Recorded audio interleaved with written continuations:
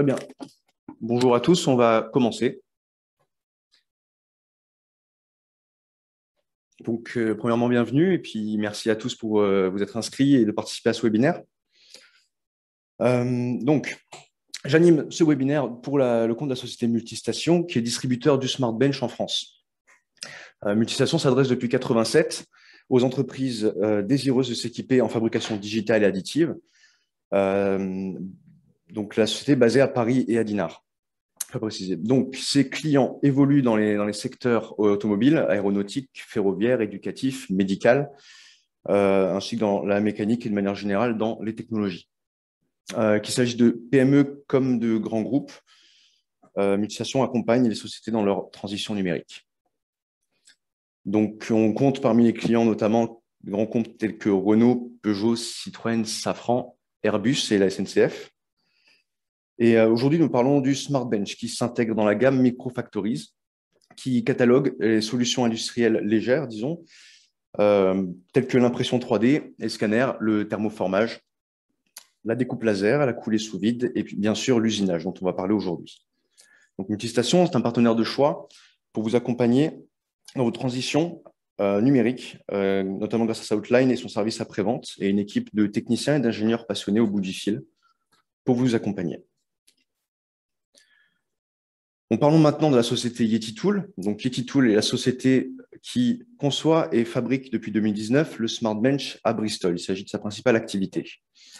Donc, leur objectif est d'apporter la CNC aux artisans en proposant un produit unique qui leur permet de s'approprier facilement et à relativement bas coût les avantages de cette technologie.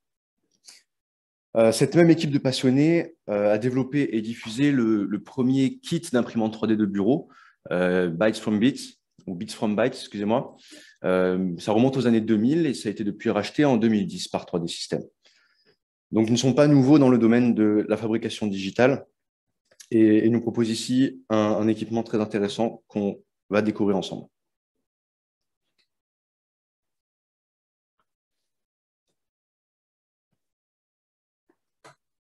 OK. Alors, le programme rapidement pour aujourd'hui. Donc, on vient de passer à la présentation de Multistation et de Yeti Tool. Nous allons ensuite, je vais vous présenter les spécifications et fonctionnalités du Smart Bench. Ensuite, vous présenter la gamme qui compose l'offre de Yeti Tool. Ensuite, suite à des soucis techniques, je ne serai pas en mesure de vous présenter la vidéo que j'ai préparée. Je vais à la place vous présenter mes derniers travaux d'usinage à travers lesquels nous allons, comme prévu, parler de matériaux et de fraises. Enfin, toujours comme prévu, nous échangerons le temps qu'il faut sur une session de questions-réponses. Je serai à votre disposition pour répondre à toutes les questions qui n'auraient pas été couvertes et vos autres interrogations. Alors, on va parler du Smart Bench. Donc, le Smart Bench, c'est un routeur CNC 3 axes. C'est-à-dire qu'on a ici une machine qui va déplacer une broche sur 3 axes, donc l'axe X, l'axe Y et l'axe Z, en coordonnant en temps réel les 3 axes, le mouvement des 3 axes, pour amener un outil coupant dans la matière, dans un brut. Donc, on a tout type de matériaux, on va le voir après, qu'on peut mettre sur cette machine. Et donc, on a un fichier, donc la machine, elle exécute un fichier de commande qu'on a préalablement préparé par ordinateur. Elle peut aussi, dans certains cas, permettre de travailler directement depuis la machine. Nous le verrons ensuite. Donc, la machine, une fois lancée, travaille de manière autonome. On n'a pas besoin d'avoir un opérateur pendant le travail pour opérer la machine, ce qui permet pendant ce temps de s'adonner à d'autres tâches. Et enfin, c'est un équipement évolutif et connecté, donc notamment à travers la console de commande qui permet, en fait, à travers des mises à jour, d'obtenir sans cesse de nouvelles fonctionnalités et des améliorations du produit.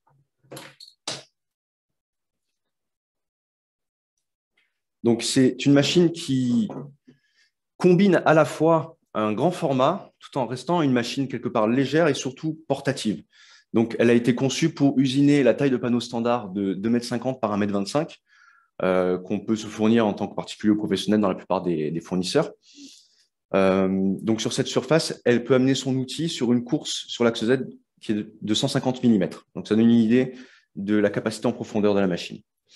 Donc, on est contraint en largeur au niveau du brut à 1,25 m, 1,30 m peut passer dans le portique, et on est libre en termes de longueur le long de la table, puisqu'on peut faire dépasser le brut de chaque côté sans que ça gêne le travail de la machine.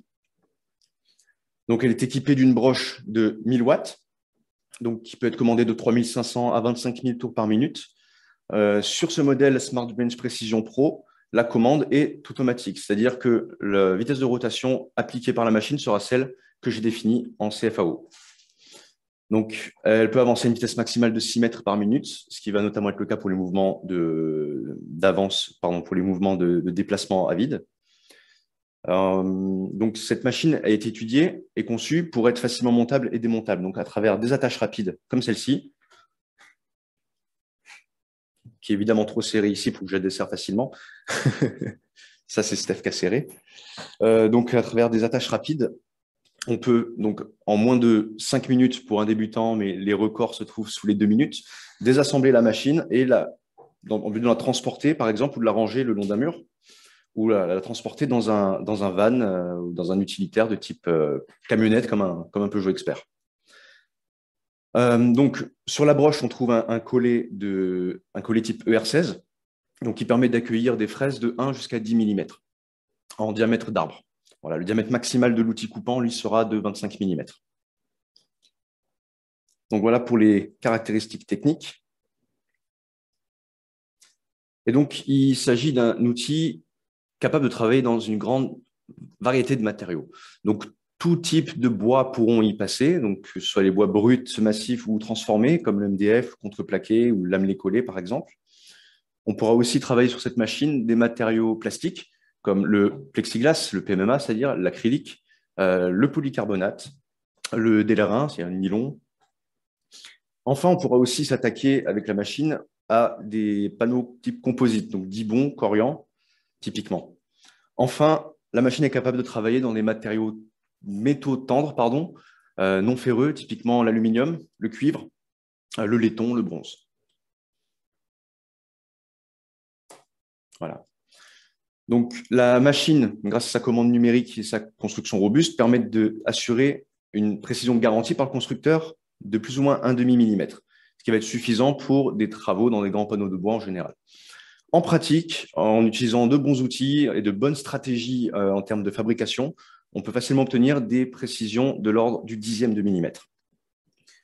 Donc, la machine est développée sur une base open source, ce qui implique que à peu près n'importe quel logiciel de CFAO existant est capable d'exporter des fichiers compatibles pour la machine. Donc, Fusion 360 est une solution de départ gratuite qui vous permettra non seulement de modéliser, mais aussi de paramétrer la fabrication de vos objets. Et enfin, il y a Vectric, qui est un logiciel plus professionnel, qui lui est payant. Ce sont les deux logiciels particulièrement recommandés par le fabricant sur cette machine. Maintenant, il existe une très grande variété de logiciels en 2D, en 3D, en fonction de vos besoins, pour arriver à vos fins et produire des fichiers de commande pour la machine. Donc, la console du Smart Bench intègre également une application de découpe intégrée qui s'appelle Shape Cutter. Donc, cette application va permettre directement depuis la console, sans même passer par l'ordinateur, de paramétrer des découpes simples, c'est-à-dire des tracés préenregistrés, tels que des rectangles aux dimensions qu'on souhaite, à l'épaisseur qu'on souhaite, avec des congés éventuellement et des cercles ou des ellipses. Donc, ça permet de gagner du temps quand il s'agit d'opérations simples, comme un simple détourage d'un panneau, donc sans passer du coup par l'ordinateur. On le fait directement depuis la machine en quelques minutes. Ensuite, la machine est dotée d'une plaque de détection, ici, qui facilite la mise à zéro de l'axe Z. Donc, c'est-à-dire que cette plaque, on va venir la plaquer sur la surface de notre brute et on va via la console demander à la machine de détecter l'outil. Donc ensuite, automatiquement, la machine connaîtra la surface supérieure à partir de laquelle elle va travailler. Et donc, enfin, comme je l'ai dit précédemment, c'est un système qui est évolutif, donc une console avec des mises à jour qui se font facilement par Wi-Fi ou par USB et qui vont permettre à chaque nouvelle amélioration de l'équipe Yeti Tool de profiter des dernières fonctionnalités et des améliorations du logiciel qui vont faire une grande différence dans l'utilisation de la machine ensuite derrière. Donc, la machine a été aussi conçue dans un souci de sécurité. Ça peut inquiéter de travailler sur une CNC complètement ouverte. Cependant, on trouve différents systèmes qui vont nous permettre en tout cas de travailler dans une plus grande sécurité. Donc, on a notamment toute la zone de coupe ici qui est fermée. On ne va pas pouvoir y passer un doigt. Donc, on va également se protéger ainsi des projections de copeaux ou d'éventuelles casses d'outils. Enfin, là où on a de la mécanique, c'est-à-dire au niveau des moteurs, les liaisons pignon-crémaillère sont toutes protégées et enfermées pour ne pas y laisser un doigt. Enfin, on trouve également des barres de protection sur les côtés du portique qui vont mettre le Smart Bench en arrêt d'urgence dans le cas où une collision est détectée avec un outil qui traîne sur la table, par exemple, une main, un opérateur un peu distrait. On trouve également un bouton d'arrêt d'urgence qui est le master power de la machine. Donc, pour pouvoir immédiatement mettre la machine hors tension en cas de souci. Alors, on va parler un petit peu de la gamme Smart Bench, donc, qui est composée de 3 finitions. On a la finition standard, finition précision et la finition précision pro. Donc, la finition standard arrive avec une broche qui a commande manuelle, c'est-à-dire que la vitesse de rotation devrait être prédéfinie par l'utilisateur avant l'usinage. Donc, ça conviendra pour des usages occasionnels, mais ça peut vite devenir un problème, une source d'oubli ou de surprise, on va dire, quand on utilise la machine au quotidien.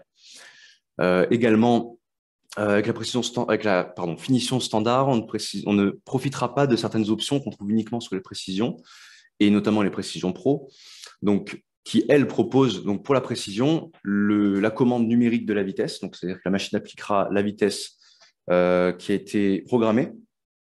Donc la précision également est capable de se mettre en sécurité si une surcharge au niveau de la broche est détectée. Donc c'est-à-dire que la machine éteint la rotation de la broche et la remonte pour la remettre en sécurité. Avec la précision pro, on a des options beaucoup plus riches qui arrivent. Donc on va retrouver notamment une visée laser pour définir le point d'origine. Voilà, une double vis au niveau de l'axe Z qui va améliorer la précision de la machine, notamment dans les mouvements coordonnés en 3 dimensions. Et donc, on va également avoir dans l'interface de quoi monitorer, de quoi surveiller et quantifier les efforts de coupe sur la broche. Donc, ce qui permet pour un opérateur averti de surveiller en fait, de surveiller les efforts pour lui permettre d'optimiser la production. Donc, savoir jusqu'où on peut aller pour aller plus vite et plus fort sans endommager le matériel. Donc, voilà pour la gamme Smart Bench. Donc, au vu de la différence de tarifs que vous pourrez trouver en détail dans les offres, entre la standard et la précision pro, il est à mon sens très pertinent de choisir la finition précision pro au vu de ce qu'elle apporte comme service et comme qualité supplémentaire, notamment sur les productions et sur l'utilisation. Donc, voilà, ça, c'était pour la présentation de la gamme. Également, Yeti propose depuis peu le CNC Stylus. Donc, il s'agit d'un porte-outil statique, disons, qui vient se placer à la place de la broche et qui va permettre d'utiliser le Smart Bench, donc la commande de ces 3 axes, non pas pour usiner, mais pour typiquement faire des tracés pour des gabarits, par exemple, ou également y placer des lames folles, donc des lames tangentielles, des lames de plotter, pour découper des supports souples comme des vinyles, du papier, des autocollants. Donc, voilà pour le Smart Bench et ses options. Alors, je vais maintenant vous présenter quelques travaux que j'ai précédemment usinés dans différents matériaux et les fraises que j'ai utilisées pour ce faire et le rôle de chacune pour vous présenter un petit peu la manière de travailler sur le Smart Bench en multi-outils. Je vous demande une seconde, je vais passer sur l'autre caméra. OK. Alors, on va commencer avec du bois. Donc là, on a un objet publicitaire en bois, Dibond et plexiglas. On va commencer par parler de la partie bois. Donc, j'ai usiné ce socle en bois dans du 18 mm d'épaisseur, c'est du lamelé collé. Donc, il y a eu ici qui ont été faits une première passe avec une fraise de 6 que je vais vous montrer.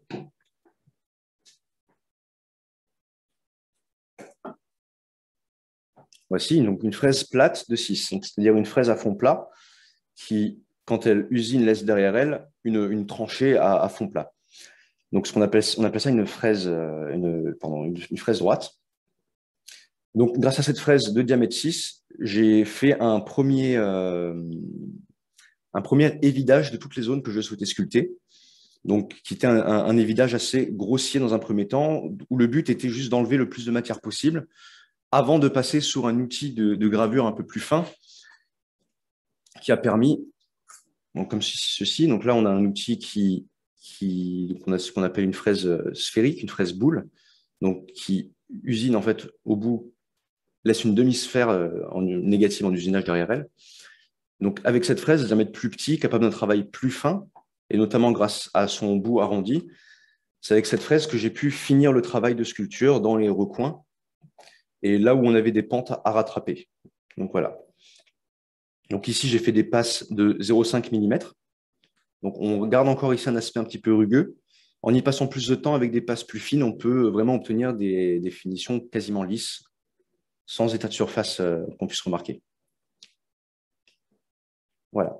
Ensuite, j'ai utilisé une fraise plate de 3, donc la même que la fraise plate de 6, mais avec un diamètre beaucoup plus petit, de 3 mm, avec lequel j'ai usiné la tranchée dans laquelle j'ai glissé le panneau d'Ibon que j'ai découpé. Donc voilà, la fraise plate de 3 va permettre notamment de faire des gravures avec des rayons d'outils plus fins et donc plus de détails. Voilà. Ensuite, la pièce plexiglas qui est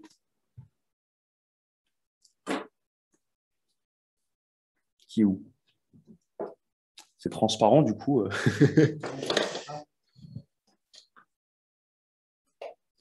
On doit être à côté.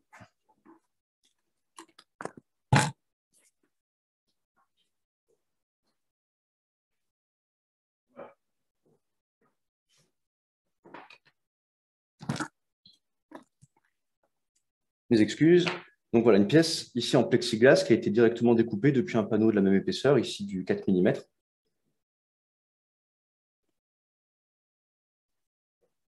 Voilà. Donc là, le process est assez simple. On découpe, si nécessaire, en plusieurs passes en fonction du diamètre de l'outil et de ses capacités en profondeur. On vient simplement détourer avec une fraise droite, ça peut être une fraise de 6, une fraise de 3 si on a besoin de plus de détails. Mais on va dans ce cas-là faire des passes moins profondes du fait du diamètre et de la capacité de l'outil et passer un peu plus de temps sur la découpe. Donc voilà, donc ça c'est pour le plexiglas dans lequel il est aussi possible d'usiner des reliefs ou des parties en 3D.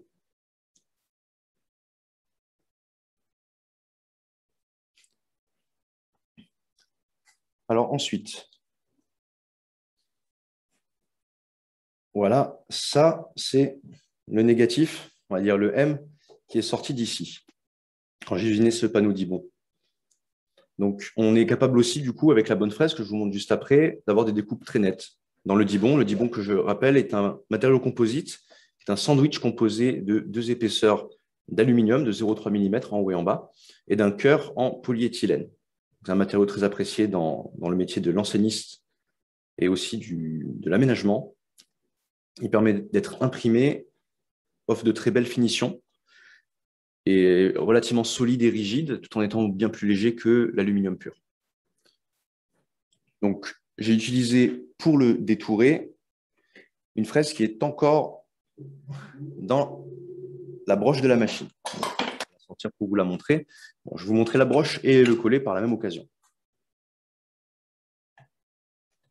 Je débranche, je desserre. Voilà.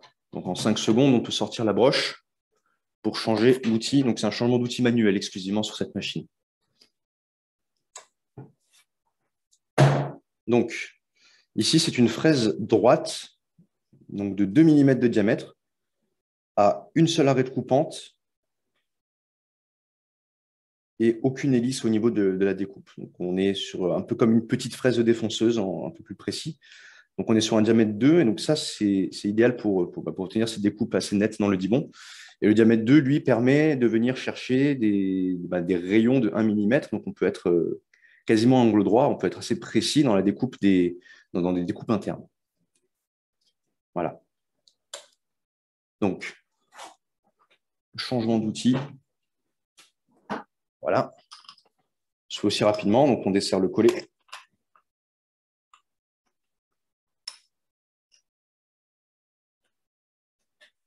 Je vais le mettre dans sa petite boîte.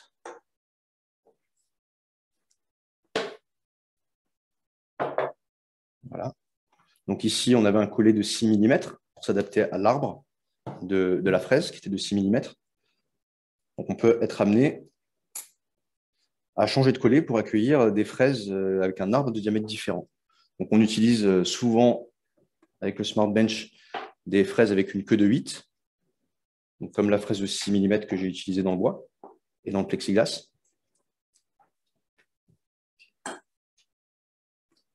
Voilà. Mais on peut aussi trouver des collets beaucoup plus petits, comme ici du 1 mm. C'est le plus petit qu'on va pouvoir trouver sur cette machine. Et le diamètre maximal de l'arbre sera de 10 mm avec un collet de 10, qui ressemble à ça. Donc, vous voyez qu'on ne peut pas vraiment aller plus large que ça en diamètre.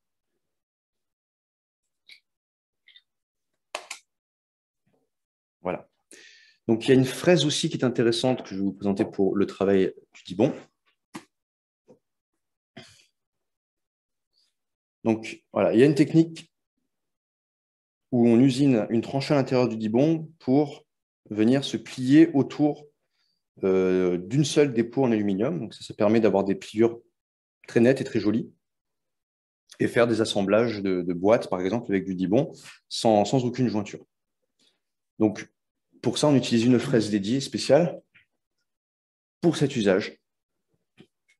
Donc voilà, on retrouve cette fraise ici. Donc c'est une fraise conique, donc ici à 90 degrés pour faire des pliures à 90 degrés. Voilà, et qui a un fond, disons, le bout de l'outil n'est pas pointu, mais il est un petit peu aplati. Voilà, ce qui permet d'obtenir un profil dans la matière qui va permettre de découper le panneau Dibond de cette manière-là. Donc là, pareil, j'ai pu mettre cette fraise dans la CNC, appliquer mon programme, ça me fait mes découpes, mes pliures exactement là où je veux. Voilà. Enfin, un autre petit objet en bois, ici. Donc, c'est un moule pour du thermoformage, usiné dans du MDF. Donc là, c'est à peu près la même histoire. J'ai dégrossi le travail, la matière à enlever, j'ai dégrossi avec une fraise d'un diamètre assez important, de diamètre 6. Et j'ai ensuite refait une petite passe avec une fraise de 3 pour terminer avec une fraise de gravure qui permet des travaux encore plus fins que la fraise sphérique que je vous ai présentée avant. Donc, c'est une fraise conique avec un certain angle de dépouille qui est caractérisé en fait par son angle de dépouille et son rayon de bout d'outil. Voilà. Donc, en combinant des fraises de ce type-là, de différents diamètres et de différents angles et de différents rayons, on va pouvoir dégrossir le travail et aller travailler de plus en plus fin.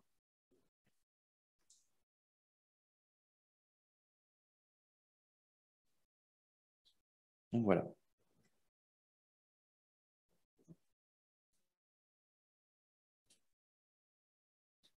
Donc, voilà, on a fait un petit peu le tour de mes précédentes productions. Donc, il y a évidemment le panneau signalétique, parce qu'on veut travailler en grand aussi avec le Smart Bench.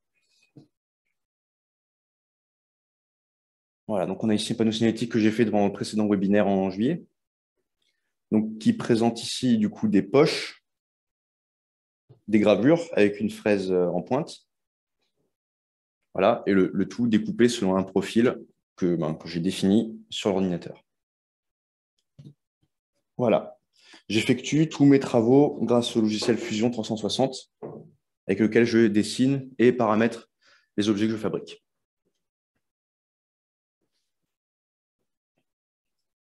Donc, à partir de là, je vais vous laisser me poser toutes vos questions sur la machine, ses capacités, les matériaux. Donc, aujourd'hui, on a passé ces matériaux en revue. Dans un prochain webinaire, je m'intéresserai à d'autres matériaux.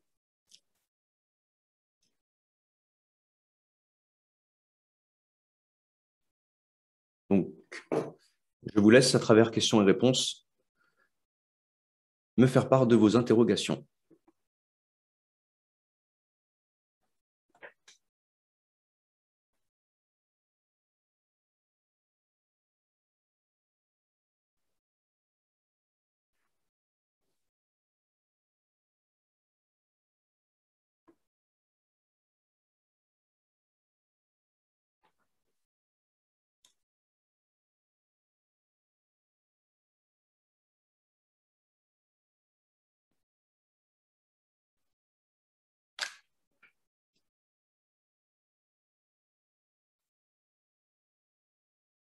Donc, je vais ajouter qu'il est aussi possible d'exécuter des opérations de perçage, comme avec une perceuse à colonne, par exemple, donc avec des trous adressés aux bons endroits.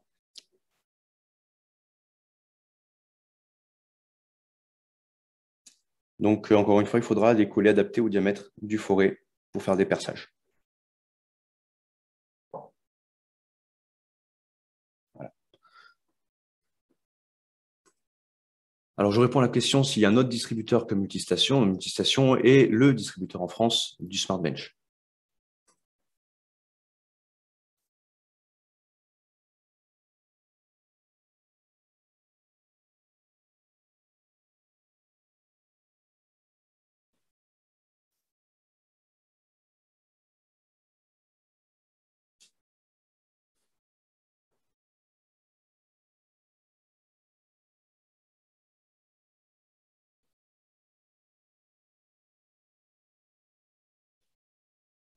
Alors, j'ai une question très pertinente. Est-ce que plusieurs broches peuvent être utilisées pour gagner du temps en changement d'outil? Donc oui, tout à fait. Il est possible et il est courant de commander 2 broches, voire plus, avec le Smart Bench pour pouvoir directement enchaîner d'un travail à l'autre en changeant simplement la broche avec l'outil déjà préparé dessus. Donc oui, et il est pertinent d'utiliser plusieurs broches sur le Smart Bench.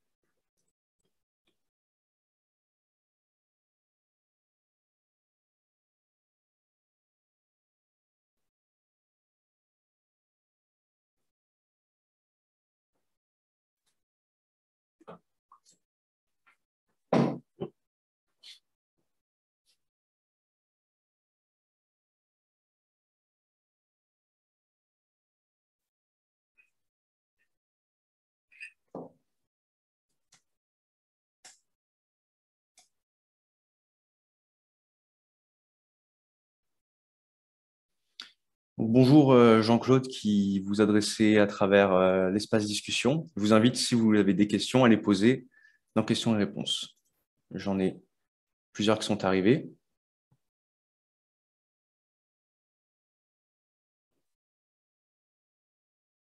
Alors, donc oui, vous vous rapprocherez d'Elodie pour connaître les offres. Donc, il y a des Multistation propose des fraises. Il existe également des kits de fraises avec différents diamètres et formes pour commencer, pour avoir pour avoir plus, pour pouvoir faire ce qu'on veut avec.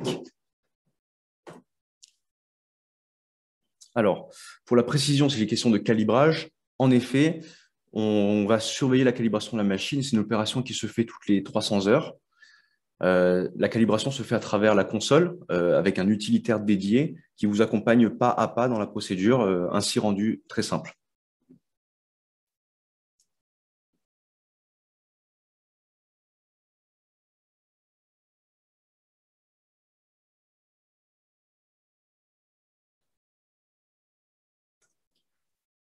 Alors, je réponds à la question s'il y a une grande différence au niveau du rendu final de la coupe entre l'utilisation de la fraise à denture droite et hélicoïdale pour le dibond.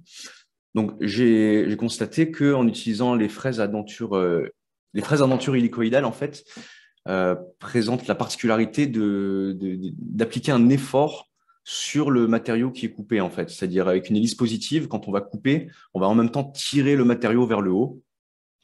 Et donc, dans le dibond, ça peut faire des surprises dans le sens où c'est un matériau qui est un petit peu souple. Et donc, on ne veut pas que le matériau peut avoir, s'il est mal fixé, peut avoir tendance à être aspiré vers la fraise, ce qui peut engendrer des petites erreurs d'usinage, on va dire, des défauts de surface, notamment des défauts de découpe. Donc, fraise à denture droite, c'est recommandé pour l'usinage du panneau d'Ibon.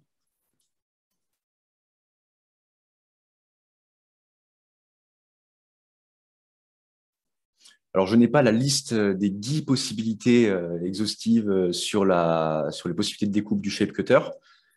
Ce que je peux vous dire, c'est que donc, ça se base donc, sur tout ce qui est rectangle et cercle et ellipse avec différents rayons éventuellement au niveau des coins et donc un contrôle évidemment sur la profondeur, si j'ai bien répondu à votre question.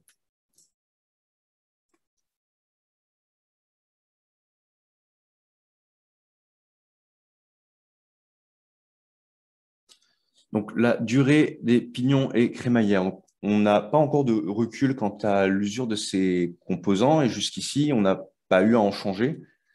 Donc, c'est assez durable et on n'a pas encore eu de cas aujourd'hui sur 2 ans d'existence de la machine où on a dû remplacer ou rencontrer des problèmes avec ces éléments.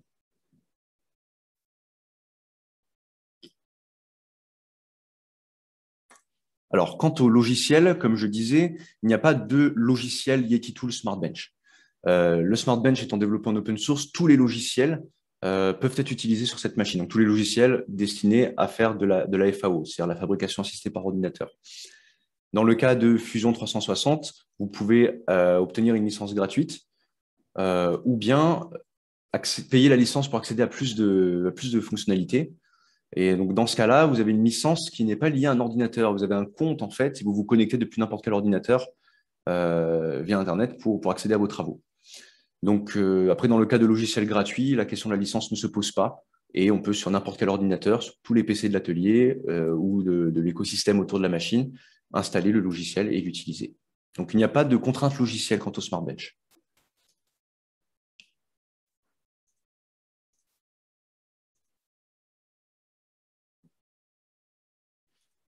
Alors, devons-nous faire une mise à zéro après chaque changement d'outil? La réponse est oui. À chaque fois qu'on va toucher à la broche, il va falloir réajuster, renseigner le Smart Bench sur la position précise de l'outil par rapport au brut. Donc, à chaque changement d'outil, il faut faire une mise à zéro et c'est une opération qui prend environ 30 secondes.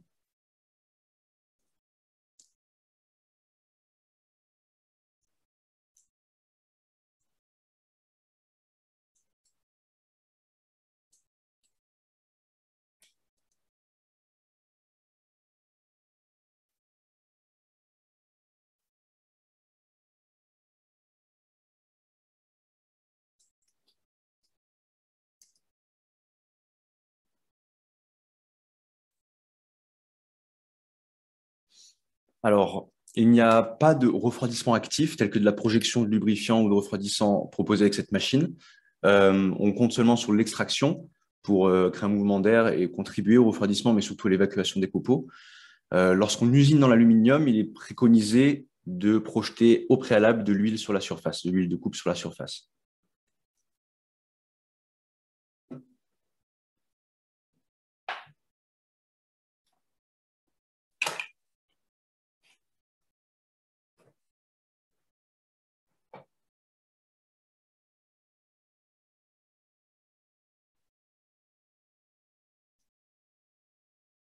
Donc, je reviens sur un petit malentendu sur les licences logicielles. Je pensais qu'il s'agissait de logiciels de FAO. Donc, il existe un utilitaire lancé par Yeti Tool, qui est Smart Manager, qu'Arnold présentera dans un webinaire le 5 octobre prochain.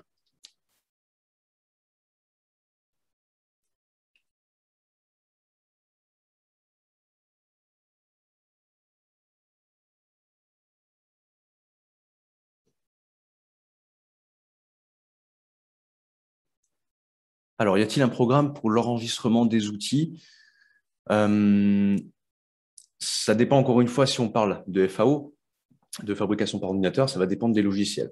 En tout cas, quant à Fusion 360, on peut évidemment créer sa bibliothèque d'outils et pour chaque outil, définir ensuite des familles de matériaux avec du coup différentes vitesses et paramètres pour chaque outil, donc pour gagner beaucoup de temps en fait après derrière en paramétrage, quand on paramètre la fabrication.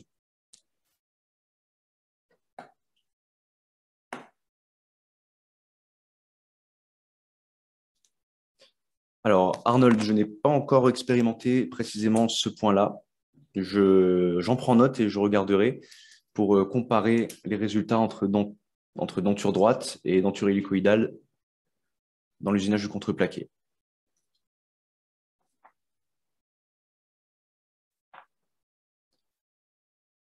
Alors, je réponds à une question de Jean-Claude qui me l'a posée dans l'espace discussion et non dans l'espace question-réponse. Quelle profondeur maximum peut-on faire avec les fraises? Donc, ça dépend des fraises, ça dépend des matériaux. Globalement, la règle qu'il faut retenir, avec le Smart Bench, on va usiner des profondeurs de passe de l'ordre de la moitié du diamètre de l'outil. Donc, par exemple, si on travaille avec une fraise de 8, je me cantonnerai à des passes de 4 mm à la fois.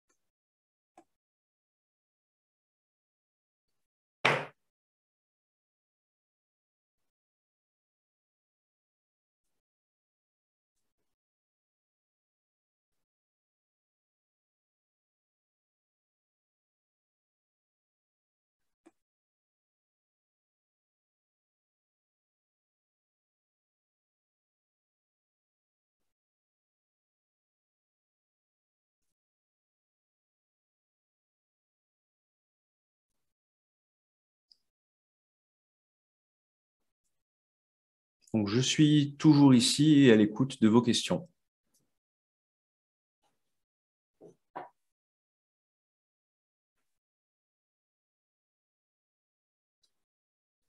Bonjour Jean-Claude, vous souhaitez prendre la parole?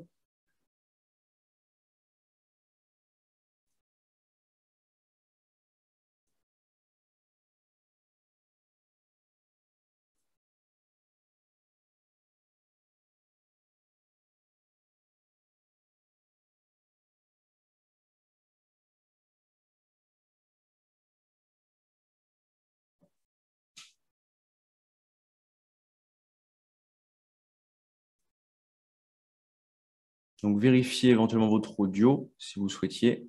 Et sinon, posez votre question à l'écrit sur l'espace questions-réponses. Je vous remercie.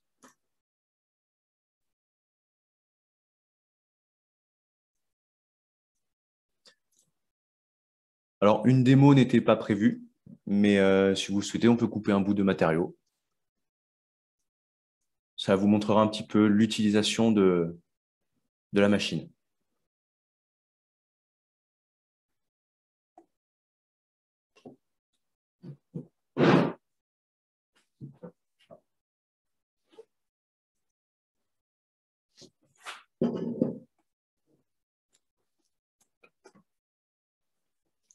Voilà, donc je prends quelques minutes pour préparer la machine et pendant ce temps, n'hésitez pas à aller me laisser des questions par écrit, je m'en occupe juste après.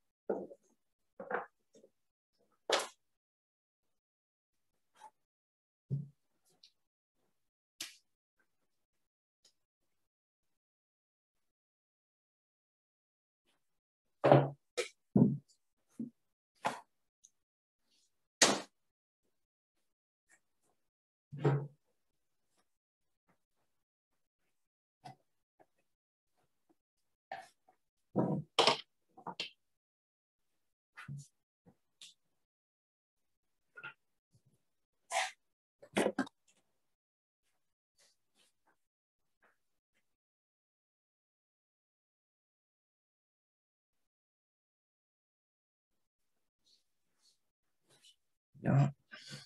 Je vais juste poser la broche ici pour le moment.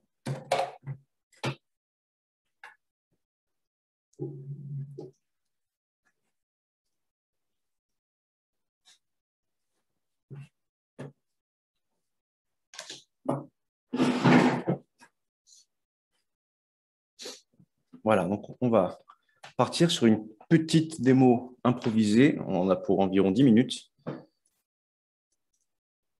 Donc, on va prendre tout depuis le départ. Donc, je vais vous montrer la partie également rapidement, logiciel. Donc là, je passe sur Fusion 360.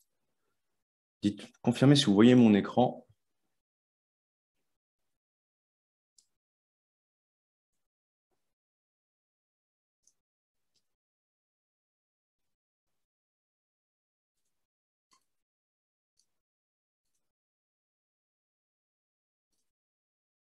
Voilà. Est-ce que vous voyez mon écran? Si quelqu'un... Yes, tout est OK. Très bien, merci pour le retour. Parfait. Donc là, on est dans Fusion 360, qui est un logiciel accessible gratuitement et qui permet du coup de faire du design et de la fabrication en 3D. Donc, c'est accès industriel. Donc, je vais commencer par une esquisse. Et puis, on va faire simple, hein. On va couper le fameux M. Donc, alors, c'est ça qui me gêne. Voilà. On va simplement dire que je veux écrire ici du texte. Donc là, par exemple, mon M minuscule, que je mets partout, avec une police d'écriture que je peux choisir. Donc là, dans les polices Windows, mais je peux aussi créer mes propres, installer mes propres polices, donc que je télécharge depuis Internet, ou carrément faire mes textes ailleurs que sur Fusion et les importer en fichier vectoriel, comme en DXF par exemple. Donc, on va prendre du 120 en hauteur, on va faire une grosse lettre. Voilà, un gros M que je vais pouvoir maintenant replacer un petit peu, transformer en tracé, et maintenant transformer en volume. Une fois que j'ai mon esquisse, je vais l'extruder, c'est-à-dire transformer mon dessin 2D en un prisme, en un volume en 3D, où je spécifie l'épaisseur. Donc, je vais mettre 18 comme le panneau de 18 que je vais usiner.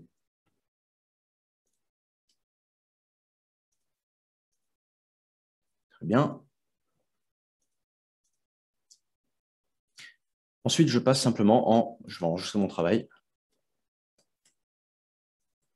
Donc, le travail est enregistré en cloud. Donc, c'est sur les serveurs de Fusion. Ça veut dire que je vais me connecter sur mon PC fixe chez moi. Je pourrai retrouver tous mes travaux et continuer à avancer. On peut également travailler en équipe à plusieurs personnes sur un fichier. Donc là, je passe dans le module de fabrication. Donc voilà, nouvelle configuration où j'indique la taille et l'orientation de mon brut. Donc, je vais dire que je ne veux pas de brut. On va ajouter du brut sur les côtés. Donc, aucun brut au-dessus. On se rajoute 10 mm de marge sur les côtés. Voilà. Et donc, dans la configuration, je sélectionne aussi l'orientation, où je dis dans quel sens va se trouver le travail par rapport à ma machine. Donc ça, ce sera mon axe X, ça, ce sera mon axe Y. Et mon axe Y va dans l'autre sens. Voilà. Enfin, je prendrai comme point d'origine le coin inférieur gauche de mon objet, ma plaque.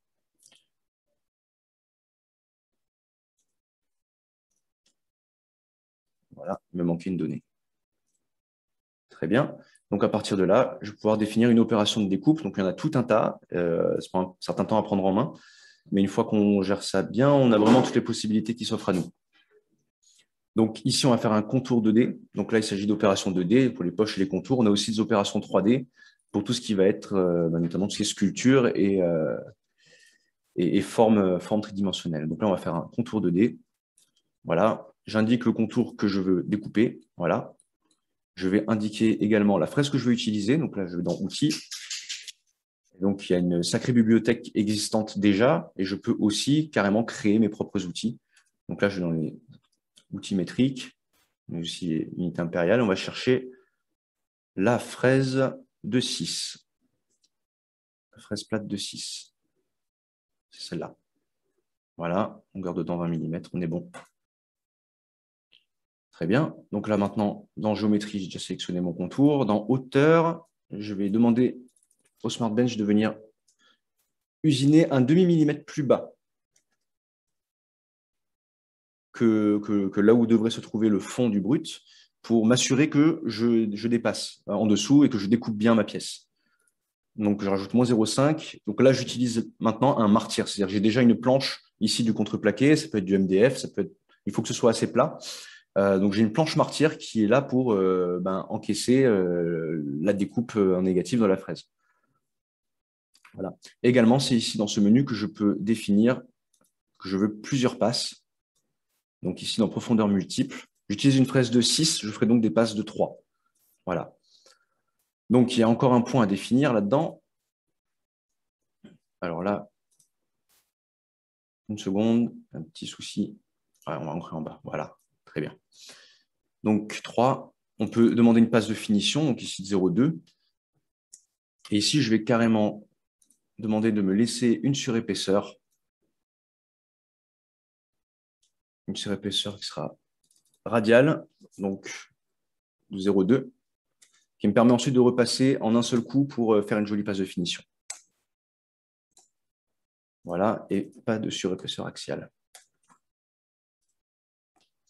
Enfin, un point que j'ai négligé, on indique les vitesses de coupe également. Donc, avec une fraise de 6, dans du bois, je reporte les données. Donc, on trouve tout ce qui est vitesse d'avance et vitesse de rotation adaptée. On va les trouver sur le site de Yeti Tool. On a une ABAC qui nous dit pour tel matériau, pour telle fraise, on va tourner à telle vitesse et avancer à telle vitesse.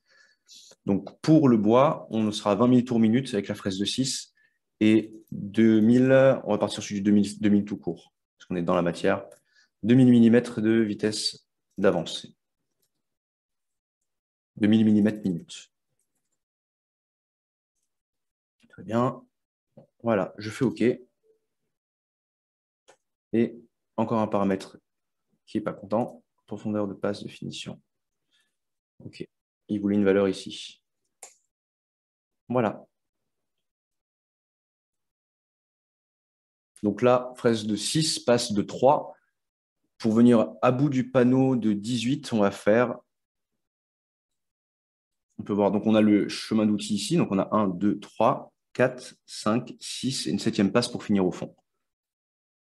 Voilà. Donc là, si je découpe ça comme ça, je vais avoir des soucis sur la fin de mon usinage parce que ma pièce va se détacher. Donc je reviens dans ma fonction de découpe et là, je vais lui demander de laisser des onglets. Voilà, donc des petites tablettes comme celle-ci. Tous les 30 mm. 25. Voilà. Donc une hauteur de 1. OK, c'est très bien comme ça. Voilà pour les onglets. Voilà, et maintenant, je vais juste, petite astuce perso, dupliquer mon opération pour refaire la même en une seule passe et en venant bouffer le 0,2 de surépaisseur que j'ai mis avant. Voilà, c'est la même opération en une passe sans surépaisseur. On est OK. Voilà, donc là, j'ai mes deux opérations qui se font avec la même fraise. J'ai un aperçu ici. Je peux même simuler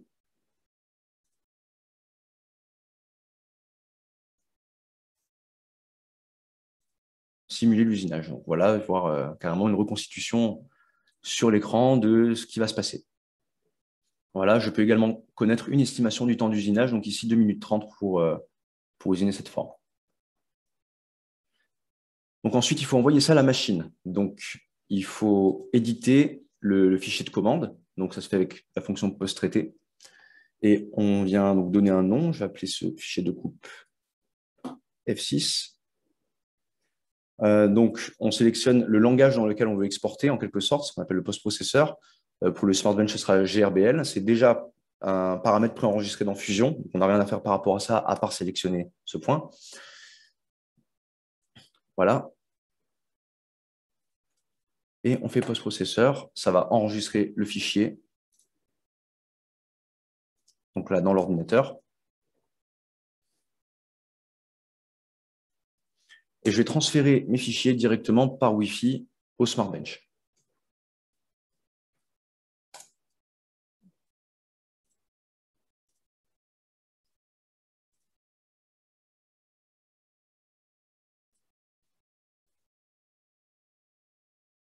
Donc, normalement, on est bon. Donc, on a l'outil Smart Transfer.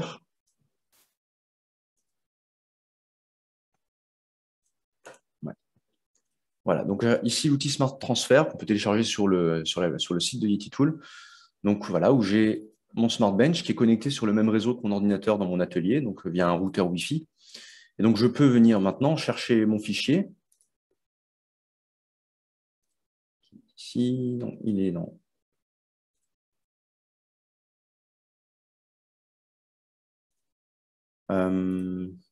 Super, c'est bien rangé tout ça.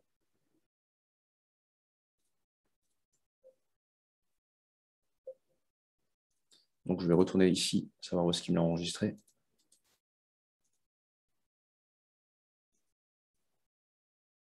C'est ça.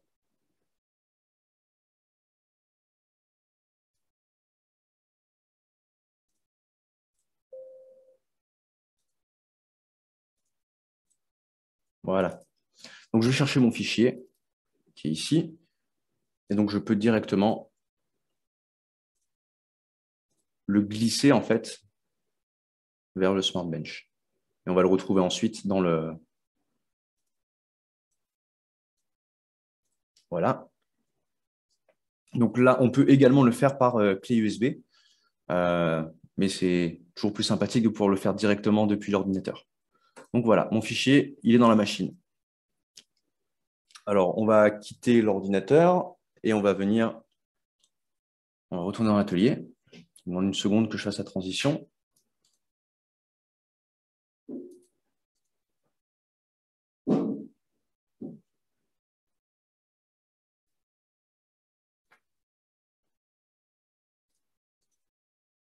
Voilà.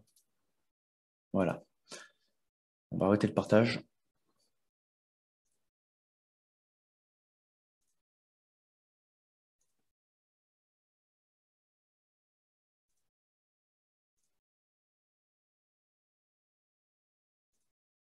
Voilà. Est-ce que vous voyez bien la vidéo?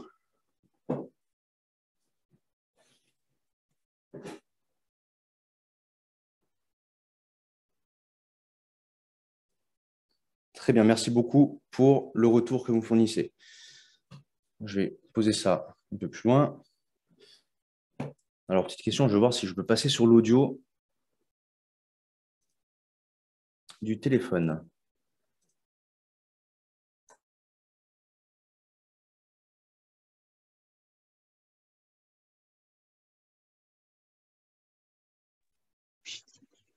Ok. Est-ce que vous m'entendez?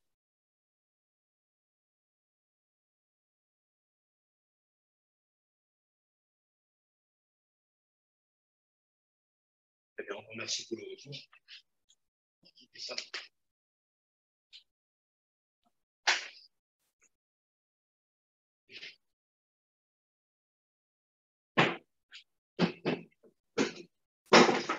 Alors, on va cuisiner le lame coulé du 18 mm. Je vais venir le fixer. Voilà. Il n'est pas nécessaire d'être parfaitement aligné avec le de la machine, sauf évidemment si on cherche à optimiser au maximum nos productions, selon, en regardant le. Si on cherche à imaginer par-dessus un précédent travail. Là, je pars d'un russe dans lequel je vais découper quelque chose au milieu. Pour être un peu de travers comme ça changerait pas énormément. Donc, bien installé. Je m'assure que mes vis, je suis fixé avec des vis qui viennent pas interférer avec les vis qui sont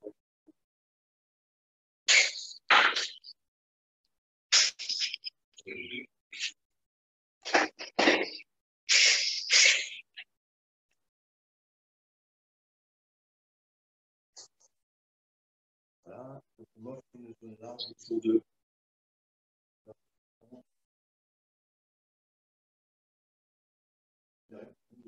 C'est pas mal ça.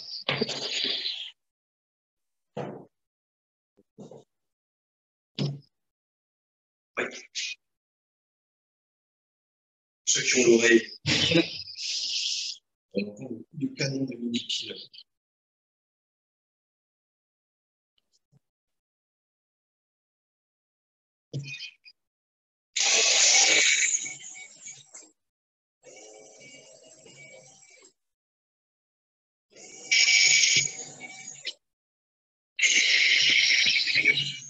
Voilà. Ça vous dérange tout, vous évite d'avoir des surprises, c'est que le bois qui la vis. Bon.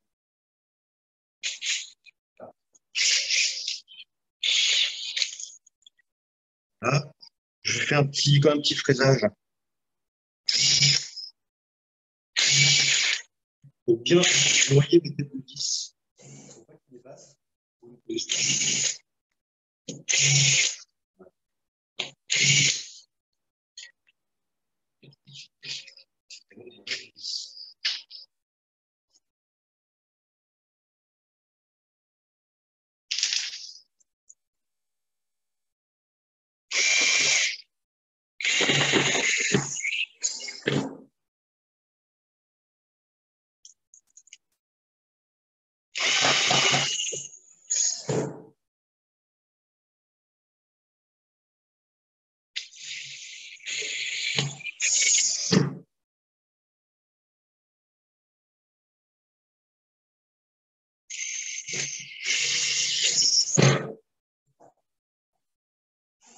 Voilà, bien noyé. C'est bien. Maintenant, on va venir préparer la machine pour le travail. Avec la machine rapide. Ici sur le côté, et bien. Là, j'ai appuyé sur la barre.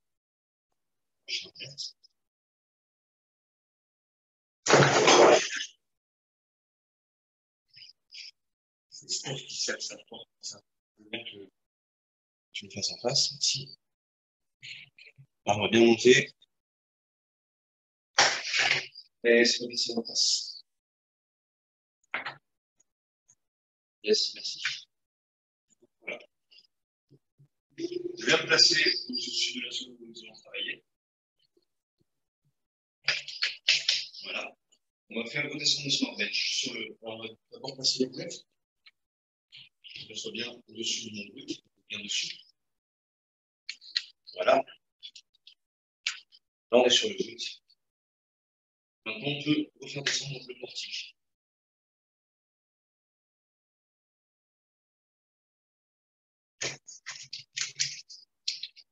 Voilà. On est bien dessus. On est bon. OK. Et bien maintenant, on va installer le outil. Alors, on a mis 13 de 6 pour le bois. Et là.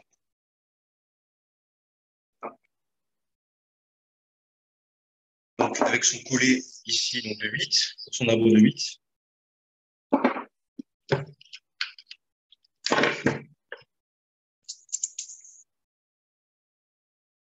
Donc, je vais le coller dans les coups.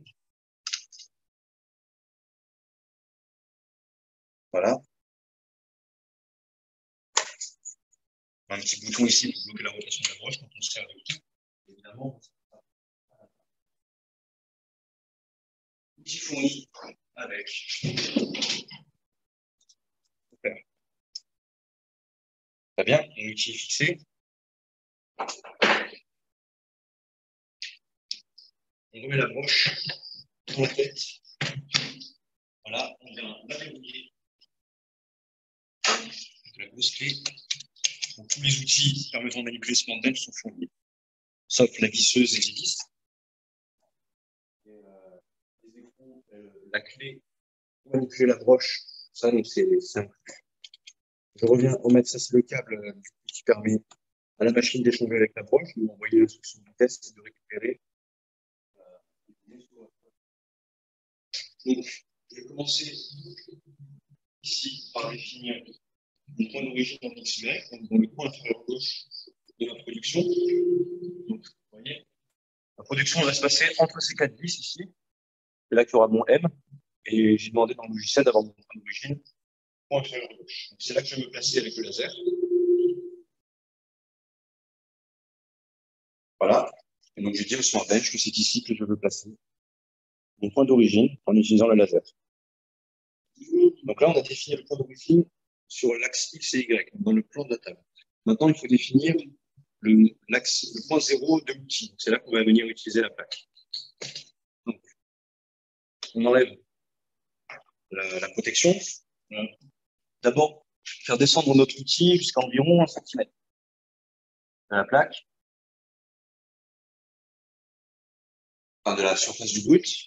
Et ensuite, on sort notre plaque de détection. On s'assure qu'il n'y a pas de coucou qui va se mettre en dessous, ce qui fausserait évidemment la mesure. Voilà. La plaque est placée en dessous. Donc, il y a un gros contraste de lumière, il est possible que vous ne voyez pas très bien. Mais en gros, là, j'appuie sur le Z0 de la console de commande. J'ai mon outil qui vient descendre très lentement. Et dès que le contact est détecté, la machine clignote en vert. La tête remonte. Mon Z0 est calibré.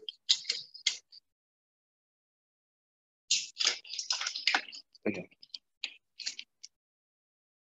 Maintenant, je viens trouver mon fichier. J'ai appelé F6 et que je vais passer sur la racine. Il est là. Donc, je charge mon fichier. Et là, j'ai Smart Bench qui me propose de vérifier. Il n'y a pas d'erreur dans le fichier. D'erreur de G-code, comme des lignes qui ne sont pas comprises par la machine, ou alors des erreurs géométriques, comme par exemple des instructions qui feraient sortir la machine de son espace de travail. Donc, voilà, j'ai une prévisualisation de ma découpe qui apparaît. Dans cet onglet, j'ai une maquette de la machine avec en rouge, on ne le voit pas parce que ça c'est petit, la surface du travail qui va être découpée, pour permettre de mieux visualiser. Enfin, ce que je fais typiquement, je me rends à l'origine, je me mets en mode boîte et je peux ainsi faire le tour de mon usinage et vérifier que ça reste bien dans mon cas ici, entre mes vis. Donc là, je fais tout le tour de la zone qui va être coupée et à aucun moment, je ne croise les vis. Pas plus de bruit. On est bon. XY, c'est fait. Le Z0, c'est fait. Vérifier qu'on ne va pas manger des vis ou sortir de la machine, c'est fait. Donc là, je peux donc, vérifier que l'extraction et la broche tournent bien. Voilà. Je vais lancer la découpe. À partir de là, on ne va plus s'entendre. Donc, je vous laisse regarder et je vais traiter les questions-réponses par écrit pendant ce temps. En vous remerciant. C'est parti.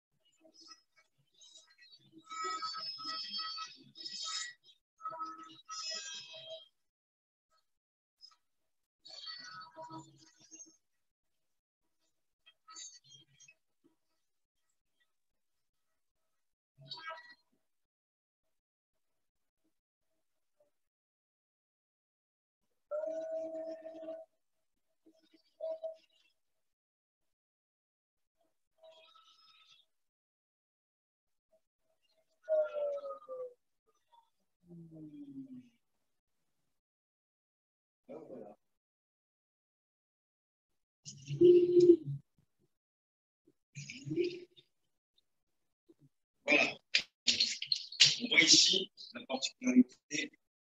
Donc, c'est une fraise de Stipa qui a travaillé. C'est une fraise avec une hélice positive qui coupe du bas vers le haut. Donc, c'est la raison pour laquelle, quand on utilise ce genre de fraise, on a des copeaux qui reviennent sur le dessus du job. Donc, c'est vraiment dû aux fraises, pour le coup, et on s'en débarrasse facilement avec ici papier de verre.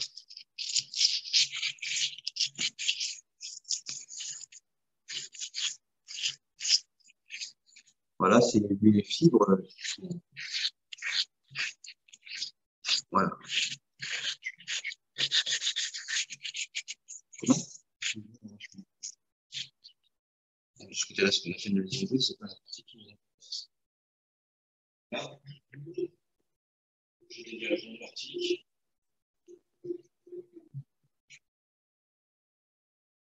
Ensuite, la dévisseuse.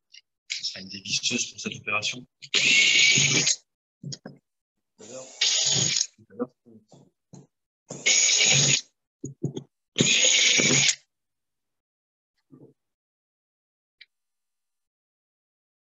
Voilà. Donc, je vais constater qu'on n'a pas complètement traversé partout. Je vais mettre ça sur le compte de la tolérance de l'épaisseur de la planche. Je n'est pas exactement à 18 kg. Mon demi-millimètre de marge ne m'a pas suffi. Donc voilà. Là, je vais un petit peu de manière sauvage. Normalement, on fait ça de manière découpée à chaque fois les tablettes et onglets. Donc voilà, typiquement, ce à quoi ça devrait ressembler. Les tablettes et onglets qui vont retenir la pièce sur la fin de la découpe. Alors, un petit coup de cutter, on s'en sort.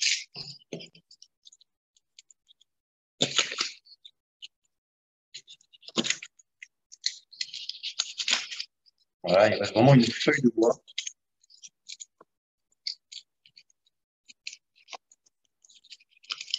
Je mets ça sur le compte de la tolérance de l'épaisseur de.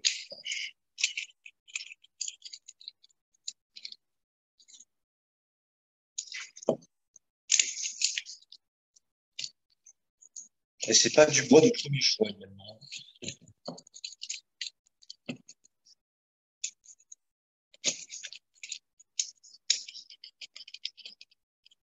Voilà. On va virer le dessus.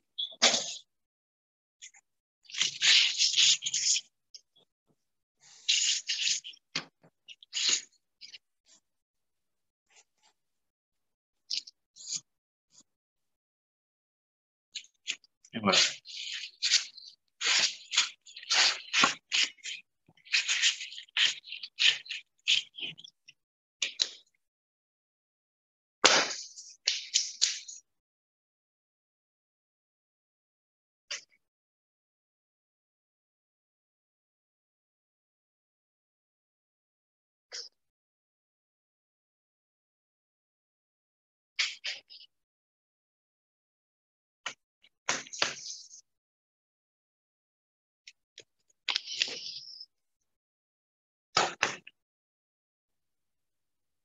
Donc, merci à tous ceux qui sont encore avec nous pour votre présence et votre attention. Si vous avez encore des questions, je reste encore quelques minutes. Et si pas de questions, vous me répondez.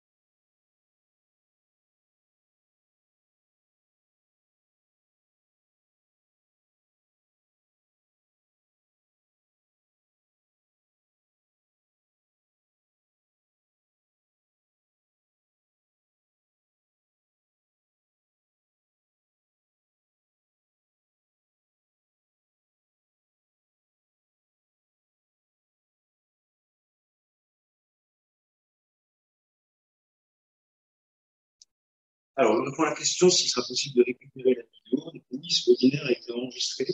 Vous pourrez le revisionner à nouveau. Il faudra vous rapprocher des équipes de monétisation qui vous indiqueront la marche à suivre.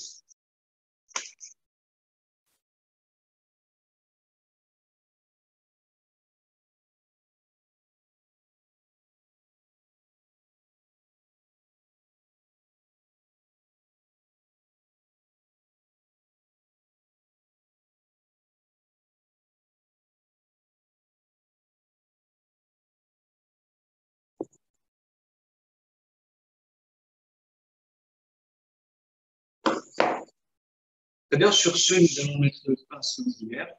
Je vous remercie à tous pour votre participation, pour vos questions et votre attention. Je vous remercie également de votre station et je vous remercie Stéphane, mon ami associé derrière la caméra. En vous souhaitant à tous une excellente journée.